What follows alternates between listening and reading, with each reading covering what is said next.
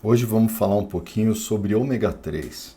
E hoje certamente você vai ouvir algumas coisas que você nunca ouviu falar sobre essa história do ômega 3. Mas para começar, da onde iniciou essa história de ter que ficar tomando essas pílulas para melhorar a sua saúde? Essa história toda começou com Olaf. Na neve, mas não era bem esse Olaf, era Hans Olaf Bang. Esse cara era um médico dinamarquês que ele tinha ido para a Groenlândia e ficou lá um tempão. E ele percebeu que lá, os Inuits, que era como era chamada a população local, tradicionalmente tinham uma alimentação rica em gordura saturada. Eles basicamente comiam peixe, gordura de foca, baleia e caribu, que era um tipo de alce. Ele não deu muita bola para esse assunto, não fez nenhuma conexão na cabeça dele, até que ele leu na Dinamarca, quando ele voltou, uma revista científica que mostrava que os Inuits estavam morrendo predominantemente de tuberculose e outras infecções, mas eles não morriam de doença cardíaca. E isso despertou uma curiosidade, porque ele percebeu que apesar deles terem uma dieta que era alta em gordura saturada, eles tinham pouquíssima doença cardíaca. E lembra que em 1969 os Estados Unidos viviam uma epidemia de doença cardíaca, a dieta low fat estava no auge da moda, e ele não conseguia entender por que os Inuits não morriam do coração comendo tanta gordura saturada.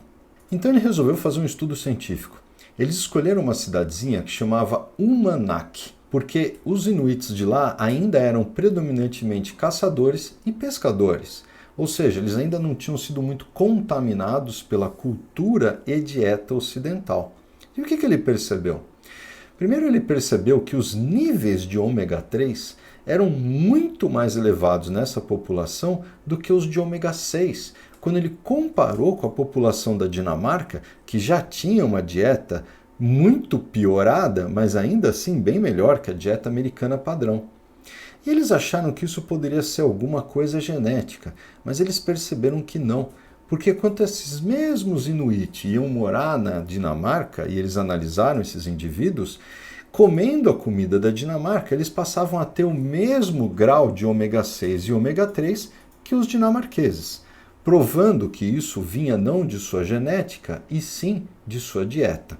Isso está publicado em 1971, mas foi exatamente essa publicação que gerou essa hipótese. Se a gordura saturada é ruim e eles comem gordura saturada pra caramba, provavelmente eles estão sendo protegidos pelo ômega 3. E isso criou toda essa febre em torno do ômega 3 e seus potenciais benefícios. E de fato, ele traz muitos benefícios. Mas tem alguma coisa aqui que nunca te falaram. Quando a gente pensa em gordura, existem dois tipos de gordura. Uma gordura da nossa pança é a gordura que a gente chama de gordura de depósito. Mas você nunca tinha pensado que alface, pepino, também tem gordura. E por que tem gordura? Porque todos os seres vivos têm células. E as células precisam de uma membrana que as envolve, que é formada por gorduras. E essa gordura da membrana se comporta de uma forma diferente da gordura de depósito da nossa pança. Quando a gente analisa a nossa gordura de depósito, dependendo do que a gente come, ela se modifica. Então vamos imaginar que, de uma forma geral, na nossa pança, a gente teria lá 8% de gordura poliinsaturada, 50% de saturada e 45% de monossaturada. Se eu aumento o consumo de uma gordura monossaturada, o que acontece? A gente também muda a composição da nossa gordura, aumentando a gordura monossaturada. Por outro lado, se eu aumento o consumo de uma gordura saturada, eu também acabo aumentando a proporção na nossa gordura de depósito das gorduras saturadas. Mas, quando a gente fala de membranas, isso não ocorre. Independente da sua dieta, a composição das membranas continua a mesma. E por que ela continua a mesma?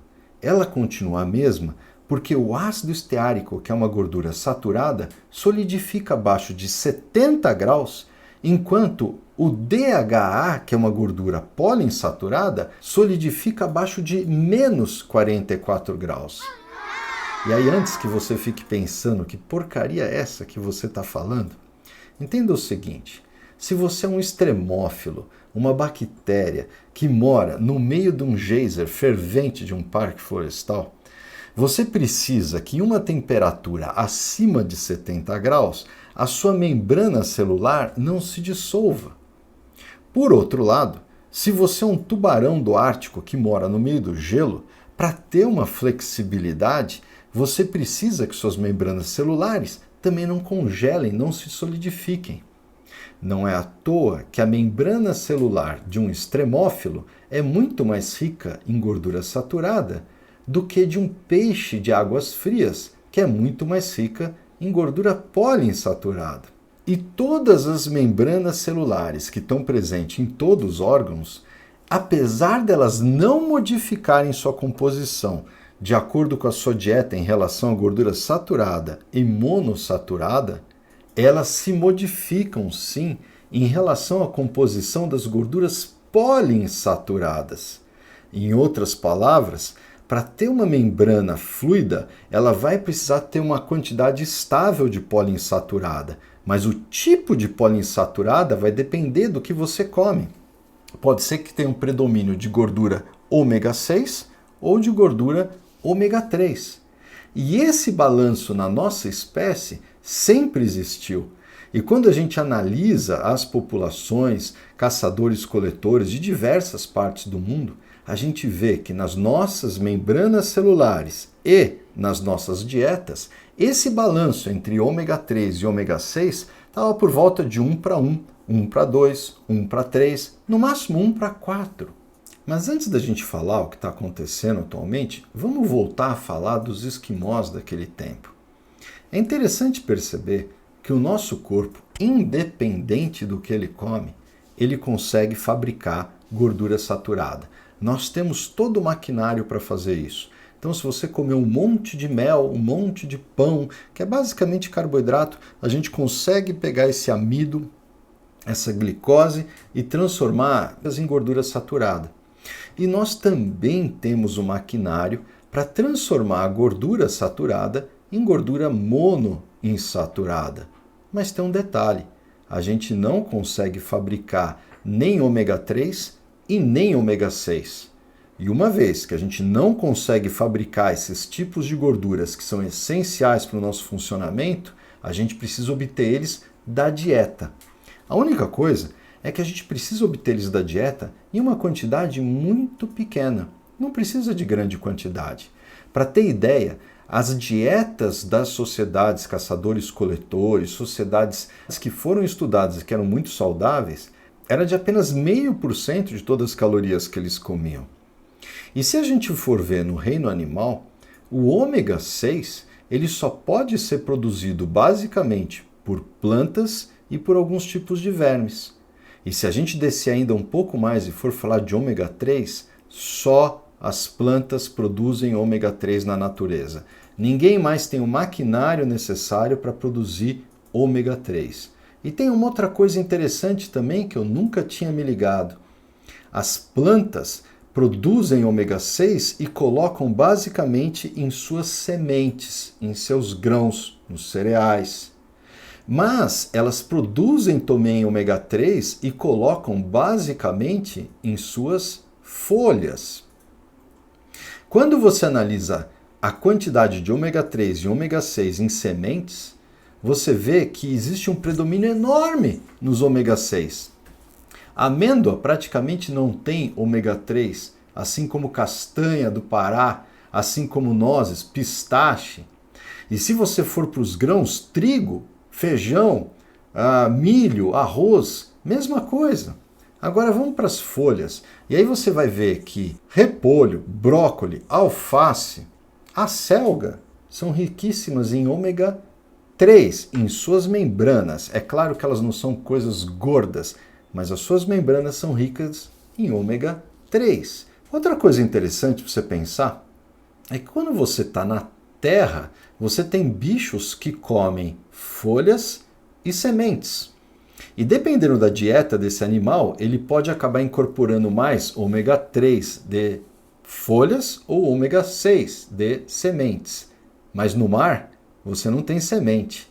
E aí você vai ver um predomínio maior de bichos que comem folhas de algas e concentram mais ômega 3. E aí a gente volta lá para o esquimó e lembra que ele é muito rico em ômega 3. Mas ele não consome um monte de mato, até mesmo porque não existe mato na neve. Mas os peixes consomem as algas e o fitoplâncton.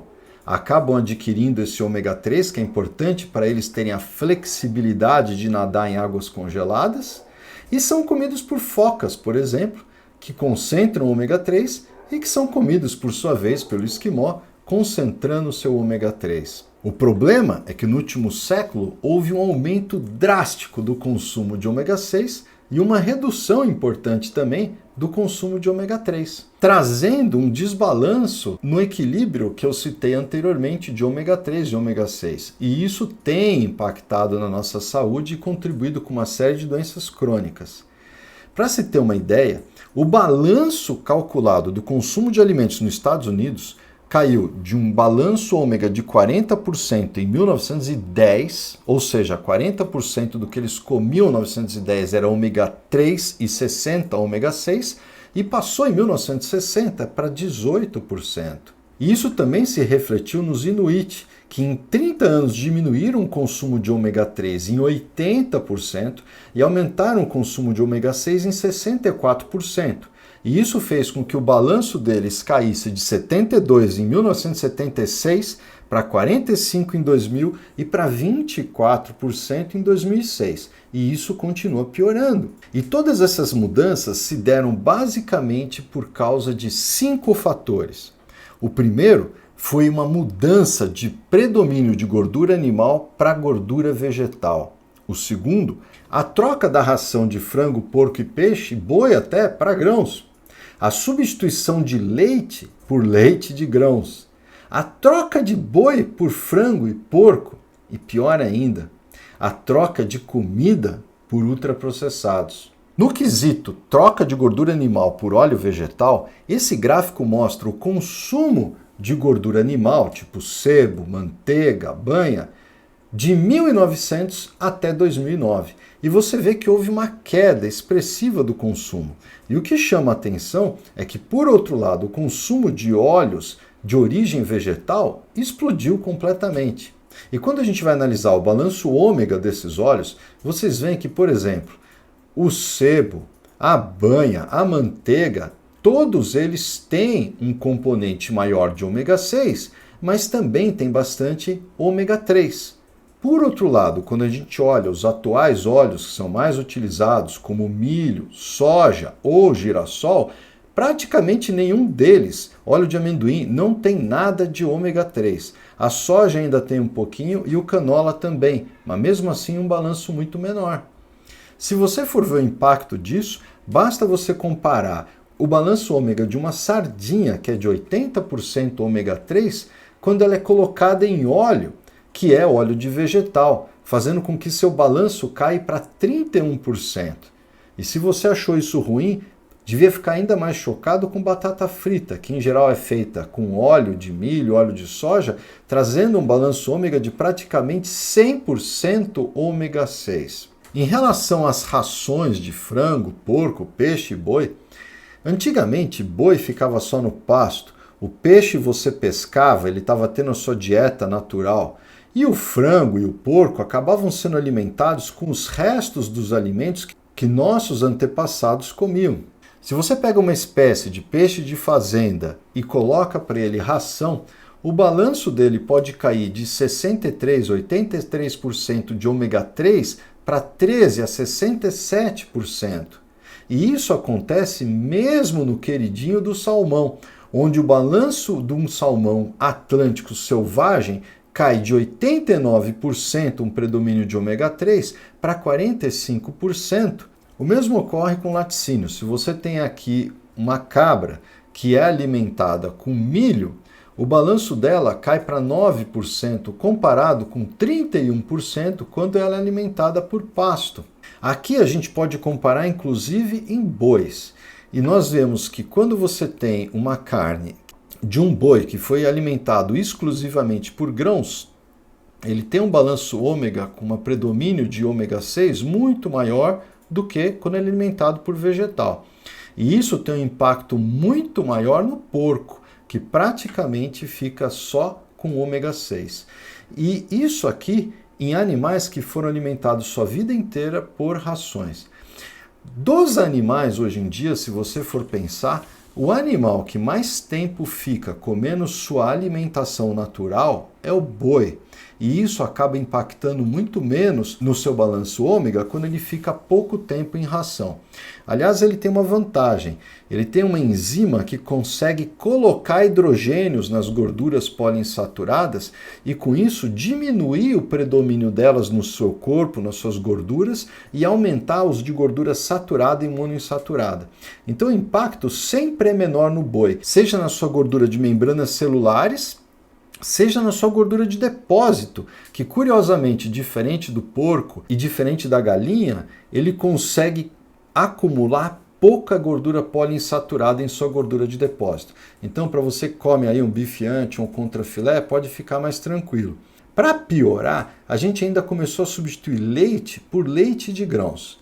E enquanto você pode ver aqui o predomínio de ômega 6 numa vaca que foi alimentada de pasto, compara isso com leite de soja, com leite de arroz ou com leite de amêndoa, que daí não tem absolutamente nenhum ômega 3. Outra coisa que impactou também nesse balanço foi a troca de carne de boi por carne de frango e porco. Hoje a gente vê as pessoas dando uma preferência por carnes brancas. Só que o problema, como eu disse, é que o boi fica muito mais no pasto do que o frango e o porco, que acabam se alimentando muito mais em ração. Então a gente aqui pode comparar o balanço ômega de uma carne de porco, de uma carne de galinha e de uma carne de vaca. Para não dizer cérebro de boi, que é praticamente 75% ômega 3. E qual que é o problema de ter um desbalanço entre ômega 3 e ômega 6 do ponto de vista bioquímico? Então aqui eu estou dando dois exemplos. Se você pegar um alimento tipo milho, que é rico em ácido linoleico, ele vai se transformar em ácido araquidônico, que é muito importante para o nosso corpo. E aqui eu estou dando um outro exemplo da linhaça, que é rica em ácido linolênico e que vai se transformar em ácido eicosapentaenoico, que é o EPA. E como eu nem consigo falar essas coisas direito, a gente resolveu abreviar mesmo. O linolênico é o ALA, que é transformado em EPA, e o EPA é transformado em DHA, que é o ácido docosahexaenoico. Bom, e aí? E aí que quando a gente come mais ômega 3 ou ômega 6, nenhum desses ácidos aqui é utilizado pelo nosso organismo. Mas para se transformar nesses aqui que a gente utiliza, o corpo lança a mão das mesmas enzimas. Das mesmas enzimas. Ou seja, existe uma competição entre esse tipo, os ômega 3 e os ômega 6. Além disso, como se não bastasse, essa primeira enzima, que é a alfa-6 desaturase, ela tem uma preferência por fazer essa transformação do que essa. A maioria dos seres humanos só conseguem fazer essa transformação numa taxa muito pequena, por volta de 6%. Por isso que é importante que, além de ter todas aquelas folhas principalmente ricas em ômega 3, que a gente tenha também alimentos ricos em EPA, uma vez que essa transformação no nosso corpo é muito baixa. E aí entram as carnes ou os peixes, os frutos do mar. Para se ter uma ideia da falta que isso pode fazer, quando a gente analisa ômega 3 em vegetarianos, a gente vê que a ingesta de EPA e DHA é extremamente baixa em vegetarianos e virtualmente ausente em veganos. E o fato é que o ALA é realmente muito pouco convertido em EPA e DHA. Então é um processo lento, ineficiente e que pode ser afetado por genética, sexo, mas que seja, de uma forma geral, muito baixo. E isso traz uma série de manifestações que eu poderia ficar aqui citando meia hora, vou só citar esse artigo, mostrando que nos vegetarianos e veganos existe aqui um acréscimo muito importante dos scores de problemas de atenção ou impulsividade, e isso está relacionado a níveis menores dessas gorduras a nível cerebral. De qualquer forma, o impacto maior desse desbalanço entre o consumo de ômega 3 e ômega 6 está na nossa inflamação. E hoje a gente sabe que a enorme maioria das doenças crônico-degenerativas estão relacionadas à inflamação.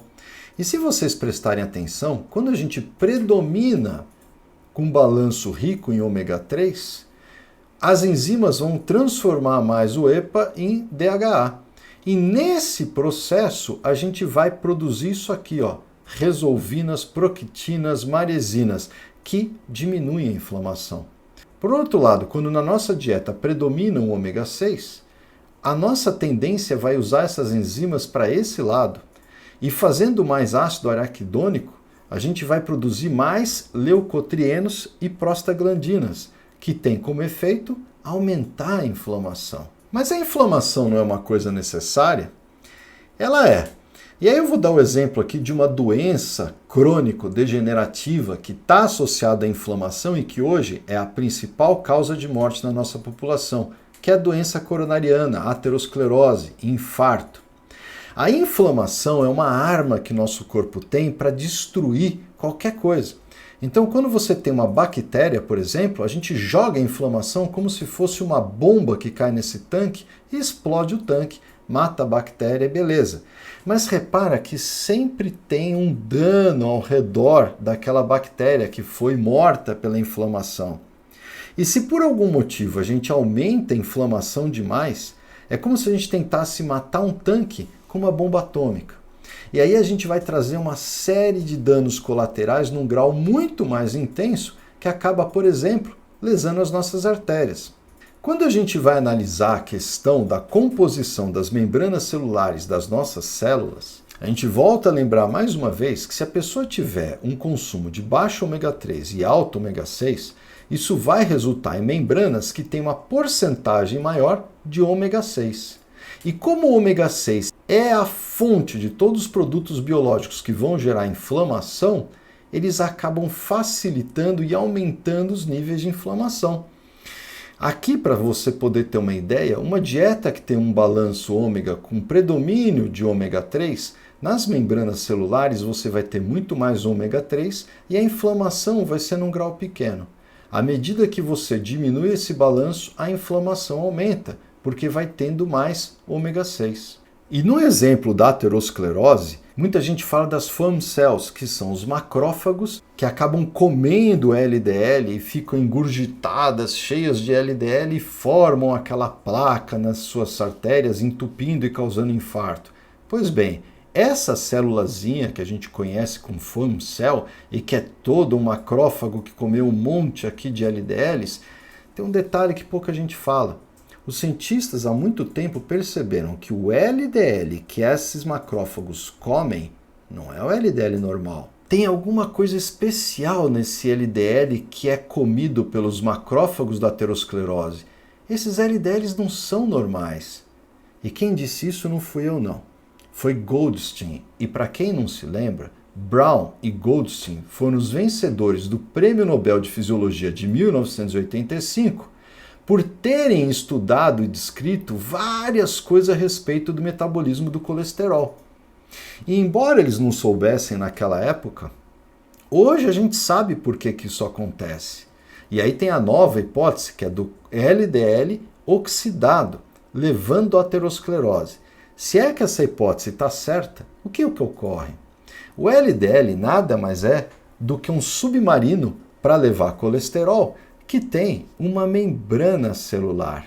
E quando a gente tem uma alimentação rica em ômega 6, essa membrana celular acaba ficando mais rica em ômega 6 do que ômega 3. E isso facilita com que ela fique oxidada, lesada e inicie um processo de inflamação, levando a sua fagocitose pelos macrófagos e seu acúmulo nas artérias, causando um infarto. E isso é um problema, porque o nosso consumo de óleos poliinsaturados explodiu no último século. E por quê? Principalmente porque em 1970 o governo decidiu que gordura saturada fazia mal. E uma vez que você reduz um tipo de gordura, você aumenta outro. E ninguém especificou que o ideal seria aumentar ômega 3. A gordura poliinsaturada que foi aumentada foi a ômega 6, de grãos e cereais.